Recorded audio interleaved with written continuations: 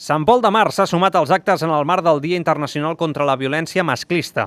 El dia assenyalat era el passat divendres 25 de novembre, però com a molts municipis, a Sant Pol s'han fet actes durant tota la setmana.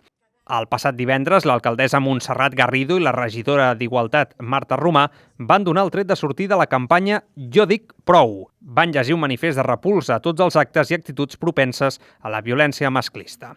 El principal objectiu de l'Ajuntament és fer pedagogia i conscienciar sobre aquesta xacra. Per això s'han fet actes a totes les edats i públics.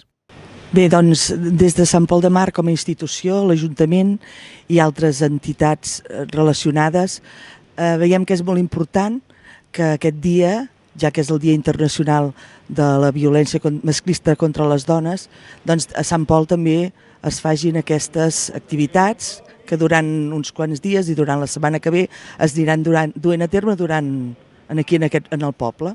Altres activitats que fem doncs, també són dirigides als joves de l'institut, com tallers, xerrades, que es faran i s'han fet doncs, a través de Cal Arturo. El manifest es va llegir a la plaça de la Vila just davant de la Casa Consistorial. Després de les paraules van arribar els globus. Els organitzadors van repartir-ne una 70 a tots els assistents i els assistents van deixant els globus blancs i violetes que es van enlairar i es van anar difuminant pel cel ja fosc en senyal d'homenatge a totes les víctimes d'aquesta xacra social, així com a mesura de protesta. Més tard, Sant Pol va acollir un documental de denúncia sobre l'esclavitud sexual i la violència contra les dones. Aquest acte va comptar amb la col·laboració de l'entitat Dones de Vallalta, que van formar part activa d'aquesta jornada de la mà de l'Ajuntament. Bé, com a presidenta de les Dones de la Vallalta, en un dia tan important com avui, que celebrem el Dia contra la Violència Masclista, hem decidit fer un acte d'un projecte que ens va agradar molt, que és un projecte contra la trata de dones. Es diu Sofia Mantente Viva i consta l'acte en passar un documental.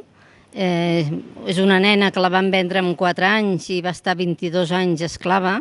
Sembla mentida, però el dia d'avui encara hi ha esclavitud. Finalment, també hi havia un fotocol perquè els assistents poguessin penjar una imatge seva amb un cartell de repulsa a la violència. L'Ajuntament va activar el hashtag Jo dic prou per utilitzar-lo i penjar aquestes imatges a les xarxes socials.